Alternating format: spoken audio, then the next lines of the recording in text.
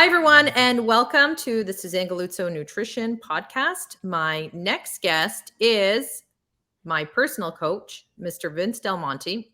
Vince Del Monte is a hidden genius that fitness entrepreneurs turn to when they want to start, grow, or scale their fitness brands. His sales, marketing mindset, and business systems are the secret weapon used by thousands of successful coaches who want to reach more happy paying clients without the use of unpredictable or sleazy marketing tactics.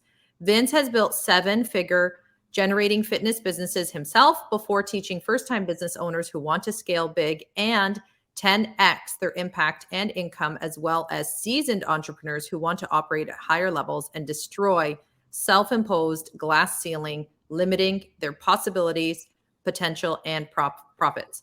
His coaching is offered through the premier fitness business community and coaching program that exists for fitness entrepreneurs right now. The 7-Figure Mastermind and his expert advice has been featured in Millionaire Mentor, Medium, Entrepreneur, Martha Stewart Living, Ladders, ABC, Ask Men, ESPN, Men's Health, Men's Fitness, Inside Fitness Magazine, Bodybuilding.com, T Nation, and many more. Welcome, Coach. Hey, Sue, how's it going? I'm well. How are you? Yes, very good. In Florida today. Been bouncing around from California to Tennessee to here for a few days. Okay, awesome. It's a nice change of pace from Nashville and Toronto. Yeah, it's very nice here today. Yes, it's beautiful. Okay, so a lot of people, if you are following me, if you know anything about me, I have an amazing business coach that kind of took me from my COVID days, right prior to COVID, my studio days, I should say, into the land of online fitness business. And maybe we can just even talk about my history a little bit so they can get an idea of what we're going to talk about next and why. So my journey was I had my 3 studios, was forced to close them during COVID. I had 2 of them left at the time during COVID. But right before that, lucky for me, I gave online fitness business one last try. And I had dabbled in it, tried to learn it. And then because of having that distraction of the studios, I was never able to fully invest in it. And so I see Vince's ad, and there was these amazing testimonials, and I'm sending them to my husband. I'm like, can this even be true? And I was also, intimidated to ask my husband yet again, like, hey, do you think I should do coaching for fitness business? Because it had failed me in the past, and for various reasons. I would say number one was because I wasn't fully bought into it. And then so long story short, have a chat with Vince, 2019, September. I joined the program. And from September to January, I saw myself grow in this. And I can't even tell you the feeling of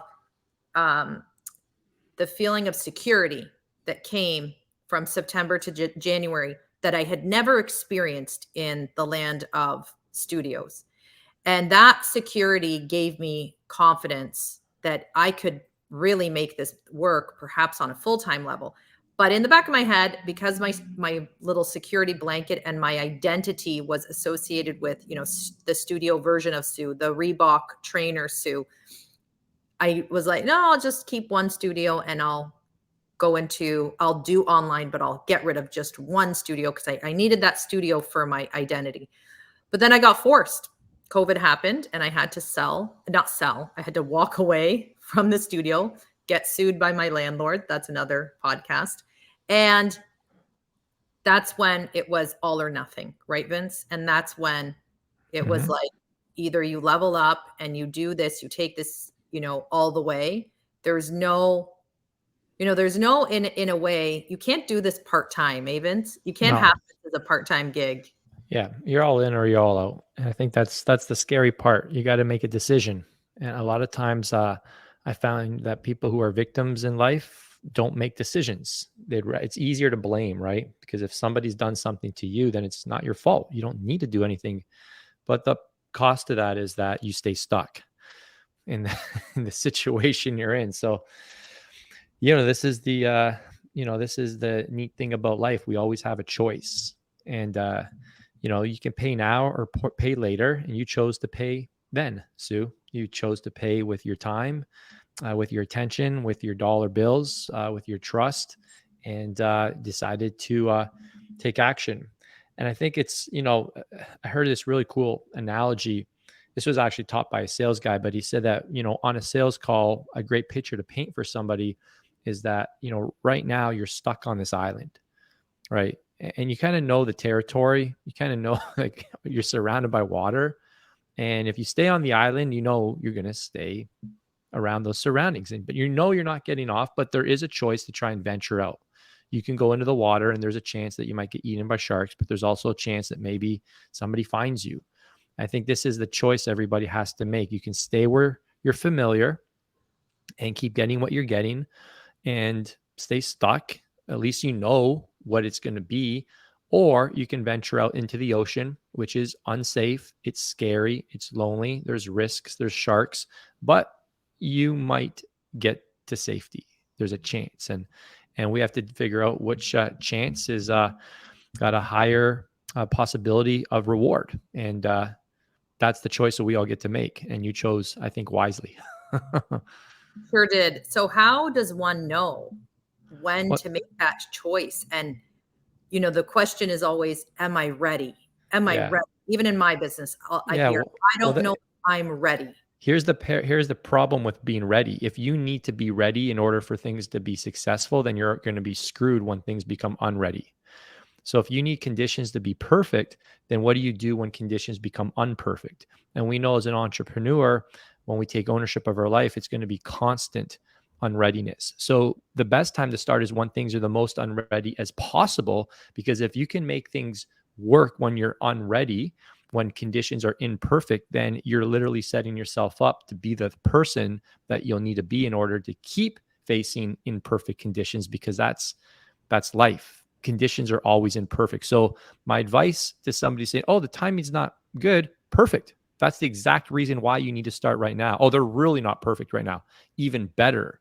If you can make it work in imperfect conditions, then everything's smooth sailing when you do have better conditions down the road, and things will get better. So what's the drive then to make it work during the unperfect?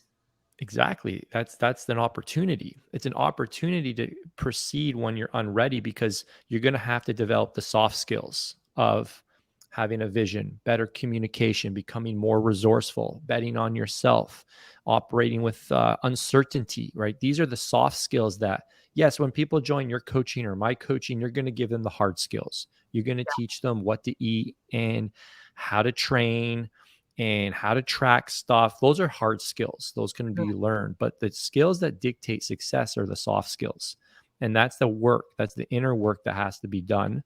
And this is the stuff that makes or breaks individuals. So I would look at conditions not being optimal as a gift, not as a curse. I agree, because that's kind of what forces you into that need where you need change, you need action, you need to do something to change your current situation. And I Right. think a lot of people out there think that they have to be so ready to do something like start their own business or go on their own or go into the online world. And they use their supports that were previously in place that kind of it will slow them down. I mean, I say this because I was forced out, but I should have known better to get out when I knew that I needed to do this for myself. Yeah, exactly. So, how do you know when you should go for it? I think it comes down to pain. I honestly don't think people typically change or have the desire to change how things get pretty bad. If I they're mean, not they're not in a painful situation. yeah, I mean, you've seen people say, "Yeah, I'm going to give this a shot," but there's nothing really at stake if they don't make it work. There has to be a level of burning the ships. There Mhm. has to be a level of like, there's no plan B, right? You can't dabble. Building a business, getting into relationships, switching countries. Like you can't kind of see how it goes. Like hope's not a strategy. You're either going for it or you're not doing it. It's just don't try and tiptoe your way to success. No one's ever got to success by accident. I think people think that a lot of people are successful. Oh, they got lucky. And sure, sometimes luck plays a part, but success is always process driven, right? It's always, there's a plan, right? There's a painful process that you have to follow. And once people realize that, hey, I just got to get started, start moving in the right direction, then they can kind of take the pressure off themselves in terms of like, what if this doesn't work? Well, guess what? It probably won't work the majority of the time. But if you're committed, if you've burned the ships, then you're going to be forced to work through it, right? It's like in a relationship. Well, let's test drive this and see how. Well, I don't have clarity in the relationship right now. I think we need to take a break. Yeah. Well, clarity comes from commitment. I Yeah. need to just I need to give this some time and see how I think about this later on. And Down, then let me people will move away from the situation exactly. You need to rather get than more go familiar. Yep. towards. And you just get more and more familiar and comfortable in your certain situations. Yeah, you know what? This isn't that bad. Yeah. So if you want to have a breakthrough, clarity comes from commitment, right? And commitment is a decision. Commitment is not a feeling.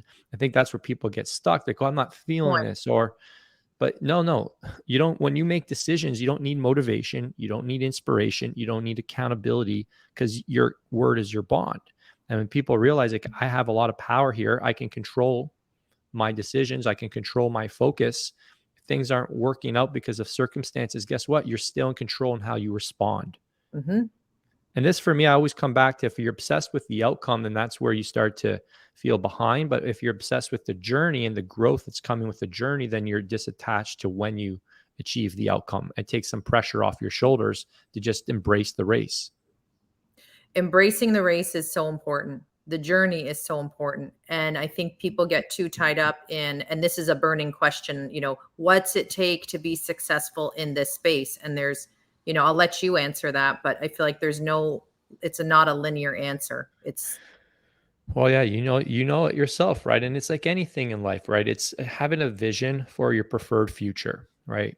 Having a vision for your preferred future, and just getting started. And I've always found that if you're doing what you love to do, then it's virtually impossible to fail. fail. I think the problem becomes when people pursue things that is not their calling. Their heart's not there. If you can't pour your heart into something, then what are you going to do on the bad days or the Yeah. bad months? Heck, God forbid, the bad years, right? If you love what you're doing, you'll continue to pursue forward.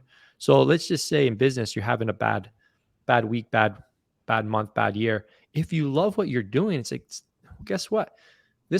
You were doing something before, making way less, and how you got through it because you loved it. And you'll continue to stay the course, and you'll have your breakthroughs, you'll gain your lessons, you'll go to school on your mistakes. This is how you get to the next level. And it's just, if there's not a burning fire to keep you going every day, then yeah, when you hit your first roadblock, you're going to quit because you were doing it for external reasons. And sure, external can get you, here or there, but long term, going the distance, being one of the great ones, seeing this through to completion, and making a true livelihood and having massive impact and getting a big message out there, that's going to require having a burning passion for what you're doing, so far to the point you would do this for free if you had to. And that brings me to, that's well said. I think that whenever people have asked me, like, well, what should I do? And I say, you can do anything, you can make anything work, but you have to love it.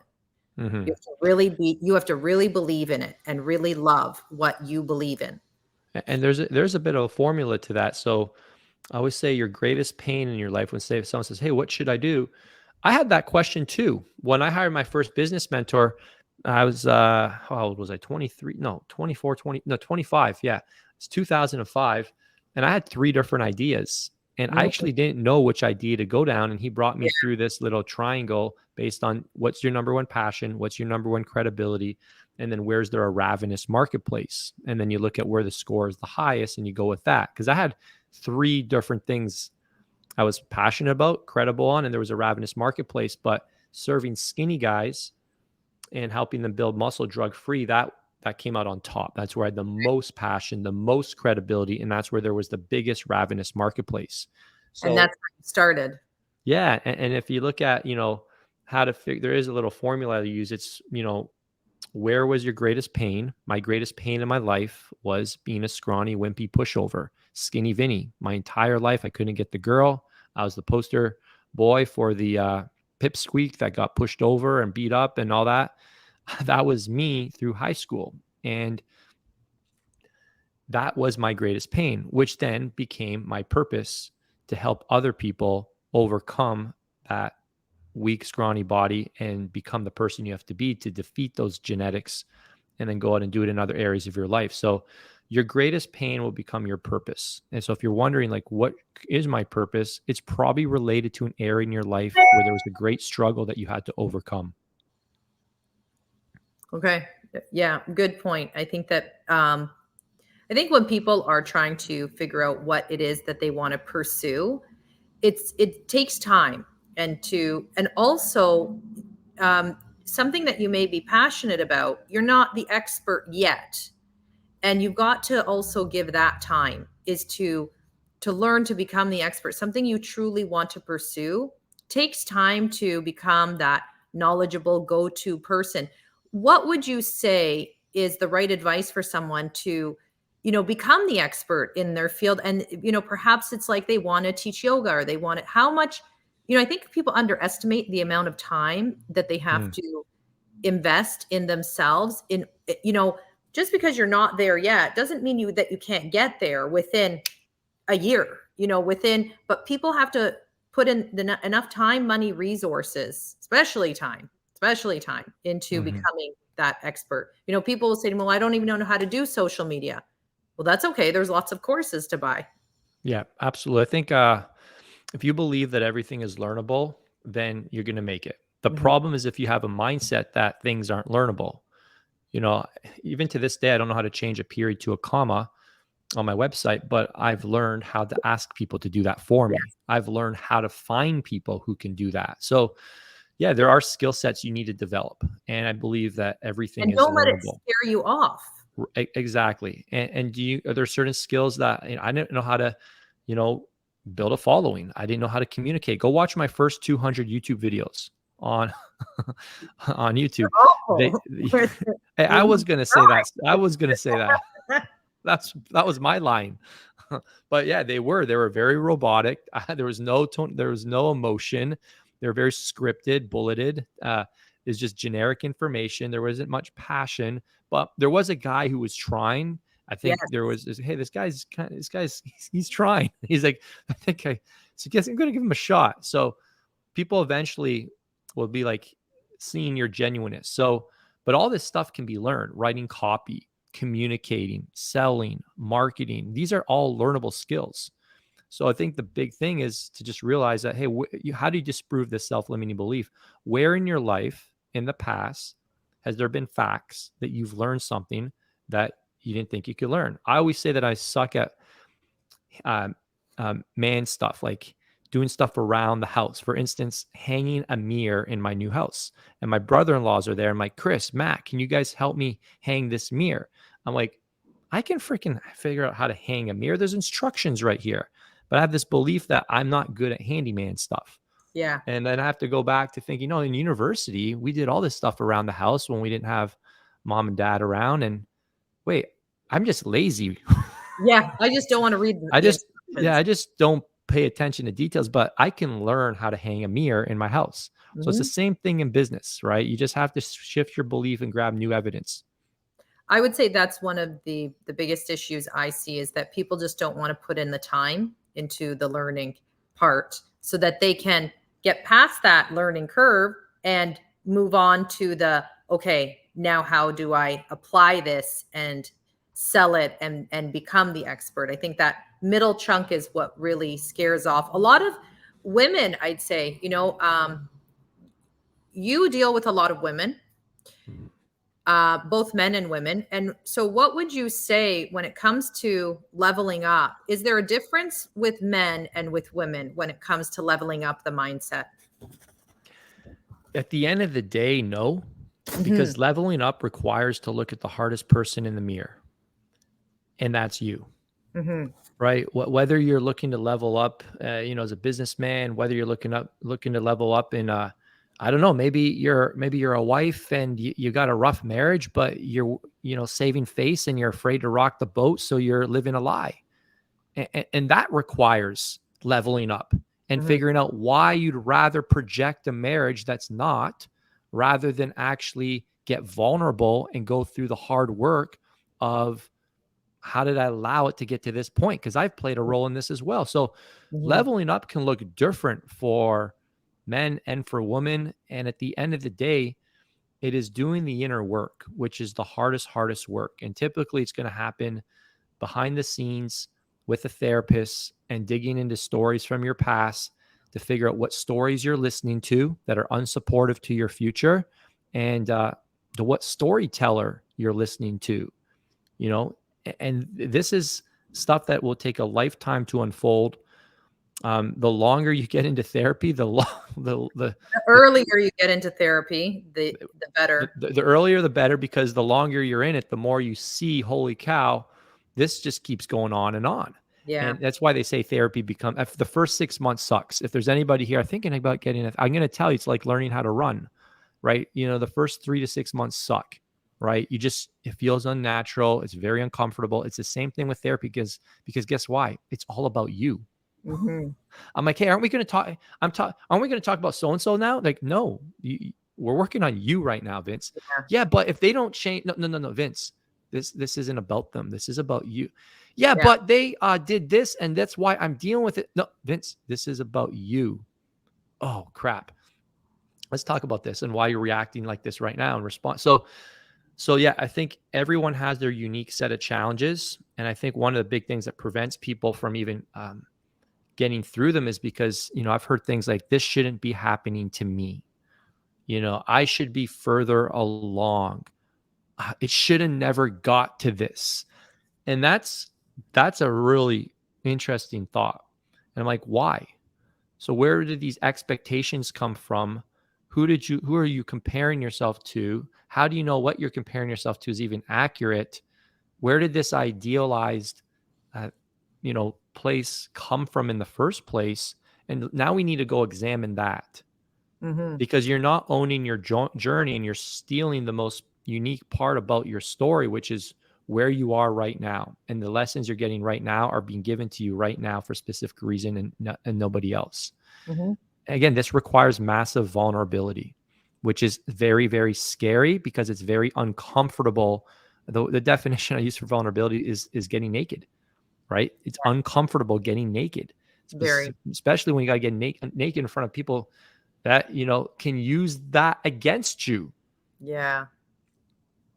I always say this because we're both very positive about therapy, and we encourage it. I encourage it with my friends, my family. I encourage it with my members. Anybody who is looking for advice from me, it's like I always believe now, after having gone through and still going through, and I have different therapists that have different focuses, and Mm-hmm. you're only going to get so far in your life, your marriage, your business, your family, without digging deep into that person and being Mm-hmm. vulnerable with who that person is. And I think I hit a wall, I would say, in my 39 to 40 years old. I'm 45 right now, where I had to deal with it, whether it was just traumas from childhood, and they were limiting me in how I was raising my children, because the first few years for us was survival, fight or flight. The kids are young, and it's all hands on deck. Everybody needs to just pitch in and get through a day. Well, then they start becoming independent, and then you're seeing your reflection is looking right back at you, and you're seeing things in your children that you don't want to see, things, that habits, traits, perhaps. And then and you told me this, then you're going to pass it off to your team. Now, Mm-hmm. I look at my team as a reflection of me. And Mm-hmm. if they're, intimidated or scared or insecure about what they're doing, or they lack leadership, this is on me. I am projecting this. So there's a lot of fixing that has to happen simultaneously as you build your business. Yeah, you nailed it. Spot on. And I think that's like the theme of 2023 for anybody, young entrepreneurs that are trying to scale and level up. when you find those walls, you're losing staff, you're high turnovers, people aren't delivering the message properly. It's There- time to yeah, learn about you. there's a reason, right? There's always an opportunity, right? And I think Mhm. that's the advantage of being growth minded, right? You're seeing Yes. these lessons as their gifts. Like, man, that's a painful one, and you wonder, man, I don't really think I want any more lessons. But Oh, what's the point of all of it? Why are you, And I think if you start to realize the point is to be able to even embody these new traits to be a better, you know, witness, to be somebody others can look to. Like the more work I do on myself, the more I can share, yeah, the more people I can actually connect with. And the more you grow, the more people you can attract into your world because you say, I want to work for that person. absolutely. Wow. I want to be a I part of want that to work person's, with that person. I want to work with that person for that person because they're like, that person has gone through the muddy middle. How Mm-hmm. much can you learn from somebody who's had life served to them on a silver platter? Like, what are they going to teach you? Some tactics? What are you paying them for? Right? I'm paying to be coached uh, by somebody who's gone through the muddy middle and said, Vince, I remember when I almost lost my entire business too. It happened 4 years ago. I was a crappy leader. I did this, this, and this. I fueled the business with frustration. I had no vision. I showed up. I was apathetic. I was passive aggressive. I didn't communicate clearly. I didn't have standards of roles and responsibilities, expectations clearly stated. This was on me. It was the best lesson. And I learned that people can fire me. And that lesson it will take for me the rest of my life. And sometimes these lessons are so painful. People like, oh, aren't you worried you're going to make it again? I'm never making that lesson. I'm never making that mistake again. Again, That lesson was so you can painful. pull the rug from underneath me once, but Yeah, it's not happening again. Like I'm awake now. I didn't realize it could get that bad. I didn't realize that could actually happen to me. And mhm. so if you're growth minded, you're like, ouch, that one really, really hurt, man, oh man. But now you have this ability to share, and people are like, wow, now you're going to grow a really big following. And this is people like, why don't I get any engagement on my content, etc.? Because you're not sharing anything that's engaging. There's nothing to engage with, right? You're putting up bulleted, boring playbook template content. Share some One that stories. somebody sold to you on social media, those I think that's Oh, really important, right? To just, you gotta, even though it's an online world and you're selling a product or service to complete strangers, people want to work with people at the end of the day, and they want a vulnerable person that they are purchasing for or working with, or yeah. somebody who's real, I real, like real. to think of it as it's alignment content. Hmm. Content that's in alignment with your values and in alignment with who you are, right? Like Sue, when your reels and you're leaving the house and you got all of your Tupperware container, like that's who you are. That's who I Like am. that's what makes it real, because like that's actually Sue. Like this isn't like, hey, we need to make a video today on eating out. It's like, no, that's actually how you live your life. And Yeah. the way you feed your kids and your family, like that's real. That people can feel that. She's like, this is actually how she lives. And so I think the future for coaches is alignment content, right? And it's not like, Great you know, point. taking from your audience, hey, come get something from me because I've got a better discount. Now you're training people to only see the value Hmm. in cheapening your services rather than the outcomes that you promise. And I think we also need to get away from that templated, bulleted content that everybody already puts out, which I can find anywhere, which just makes you like any other Joe Schmo trainer out there. So content that only you can create is the future for coaches. Okay. So, when it comes to creating content, for example, workouts, they should be unique to you, not Mm. the same the same thing that you keep seeing over and over again. Yeah, like one of our new coaches, Kevin Torres, he got famous on Instagram.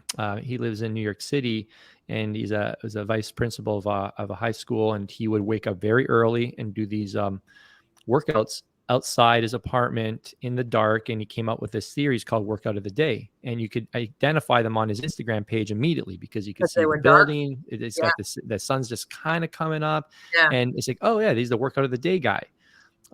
And that's unique content to him. Hmm. And he does these really cool workouts on the spot that anybody could do anytime, anywhere.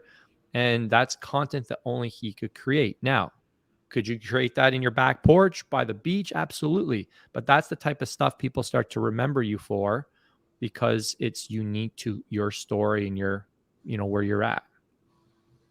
Okay. So what, when it comes to, I'm sure a lot of people, they, dabble in their head. Should I go for a program like yourself? What are a few things that you look for or your team looks for when you get these applications or you get these people applying for the program? What are the key things that, entrepreneurs out there should start to develop or embody already? Well, one thing I love to say, in events before I do like a pitch for people to join the group is I always ask, are you committed doing this with or without us? That's the very first thing. Are you committed? And again, commitment is a decision. It's not a feeling. So are you planning on doing this with or without us? Because if you're planning on doing this with or without us, then you've already made up your mind, which is half the battle. The rest is now just how fast you want to go. If you want to go faster, you're going to, consider coaching, etc. So I think that is, and then readiness is a piece of the factor. So not to say that like the conditions need to be perfect, but you're in fact ready to take action right now. This is a sooner thing, not a later thing. This isn't something you're curious about. This is something you are committed about. So what we're looking for is readiness and commitment, because if you have those two things, then I always say you'll move heaven and hell to figure out the funds to get that.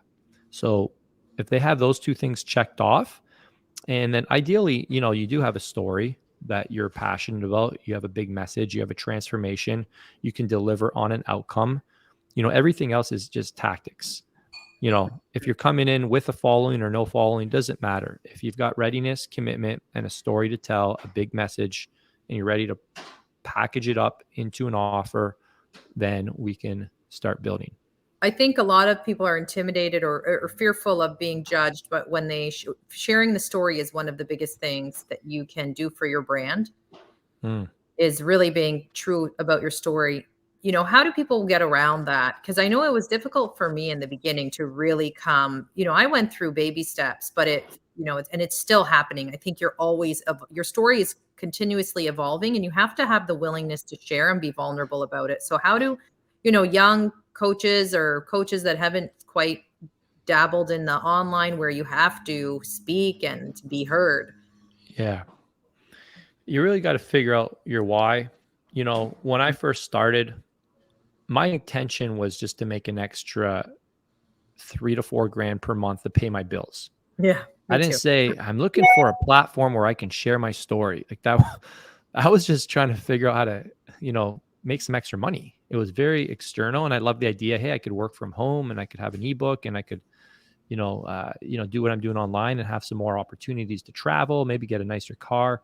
That's where it was at. But then, once you enter this world and you start to, go down the rabbit hole and you start to look at, who's doing this better than anybody else, you start to see, all the top dogs, all the people who've got the largest reach and impact, they're telling stories.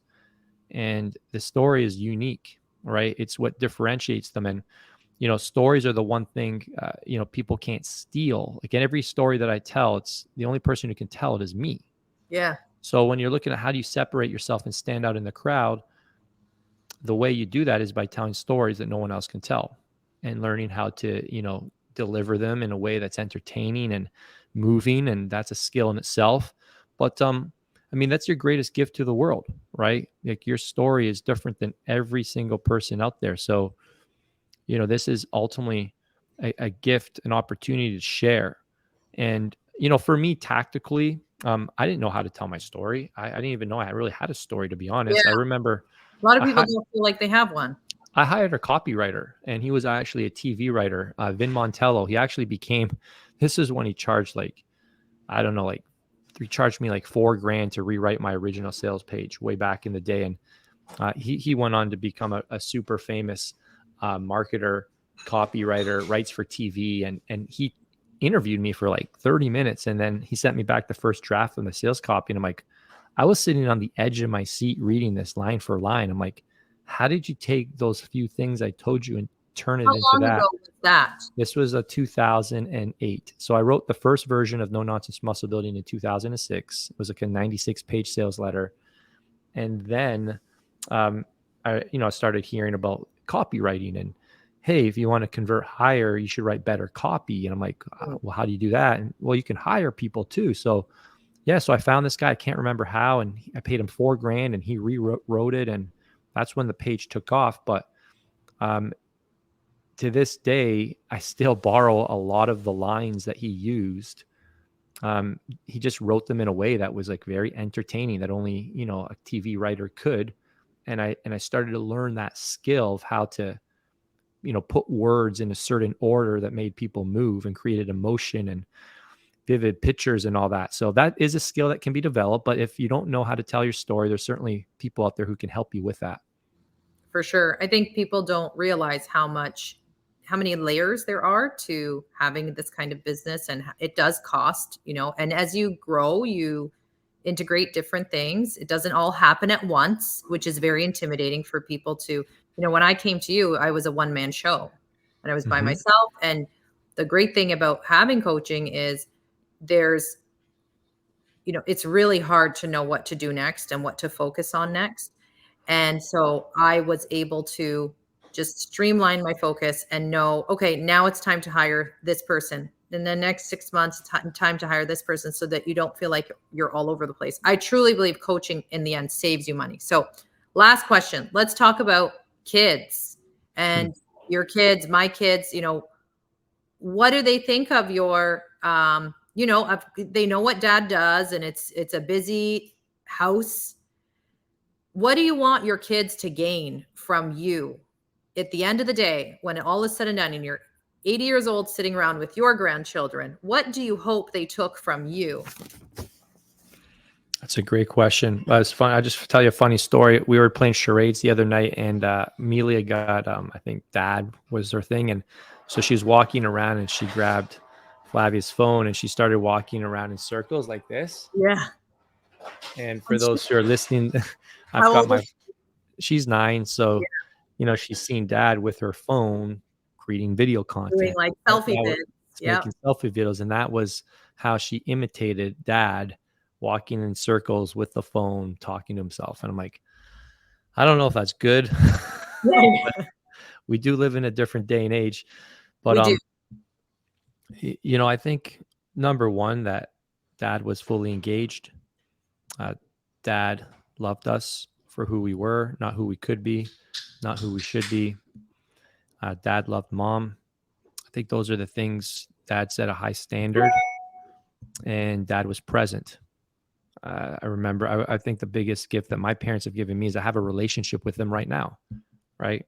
I can tell them stuff that I don't know if all adults would tell their parents, but they valued our relationship to a point where now we can be friends in the future. There's been a lot of vulnerability through the years, and a lot of connection. And my parents were my biggest fans. So I think I want to be my kids' biggest fans, and know that, I set a good bar and a high bar for them to model after. And, I modeled hopefully a marriage that they want to have one day as well. And that's scary to say, because I'm like everybody else, and my stuff could not work out as well.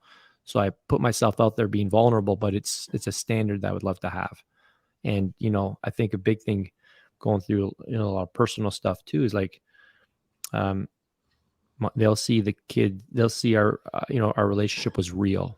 And it was actually, because there's a lot of made up relationships that are just parents are together for the sake of just being together, and there's not actually real love. So I hope they see something that they actually want. Mm-hmm. That's great. Not once did you mention, a successful business, or their take from me, my work ethic. It was all just about values. It's interesting. I was at the 100 Million Mastermind. So you'll like this. And Erwin McManus, one of the pastors from, he's the pastor of Mosaic Church. He asked the audience, and the audience is all made up of 7, 8, and 9 figure earners. And he asked a really simple question. And he said, I'm going to ask the audience a question. And he said, how many of you, we're going to figure out who you consider the wisest person that you know. So he said, all right, think about the wisest person do you know. Raise your hand if they're wealthy. So imagine a room of about 100 people, and I'd say about 15 people maybe raised their hand. And they said, okay, I want you to imagine the wisest person that you know. Are they intelligent? Oh, maybe 15, 20 people raised their hand. So, all right, I want you to imagine the wisest person that you know. Are they rich in relationships? Virtually everybody's hand in the room went up. So, how come in a room with 7, 8, and 9 figure earners, when they're asked who is the wisest person in the room, everybody intuitively knew that it was the person richest in relationships? We know. That's At the end of the day, we already know what's most important. At Yeah. the end of the day, we all know that we can't take our treasures with us to heaven. We all know everything's getting left behind. And this isn't like a card to say don't work hard and don't pursue your ambitions, because that's not what we're saying at all. But I think the people that know what matters most at the end have figured something out, and that's a great model. Yeah, absolutely. Amen to that, because I hope for my children as well, for their sake, that they embody just fruitful relationships and that they love themselves. That's all I wish for them. Because if they love themselves, they will be successful in life And they'll be able to love others. And love others. And yeah. I think it's hard to love others if you don't love yourself, right? Because it's hard to extend compassion to others if you haven't extended compassion to yourself first. Yeah. Amazing. Thank you, Vince. Thank you, Sue. That was fun. You're welcome. I'm going to end recording.